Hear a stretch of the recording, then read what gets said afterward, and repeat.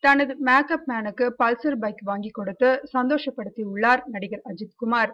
அஜித் பலருக்கும் கல்வி, மருத்துவ உதவிகளை செய்து வருகிறார். இது தவிர மேலும் பல உதவிகளை சத்தமின்றி செய்து வருகிறார். சமீபத்தில் தன் வீட்டில் பணியாற்றுகிறவர்களுக்கு சென்னை அருகே நிலம் வாங்கி வீடுகள் கட்டி கொடுத்தார். தோட்டக்காரர், சமையல்காரர், டிரைவர் உள்ளிட்டோருக்கு இந்த வீடுகளை கட்டி கொடுத்துள்ளார். கிரக பிரவேசம் செய்து அந்த வீடுகளில் அவர்கள் குடியேறி இருக்கிறார்கள்.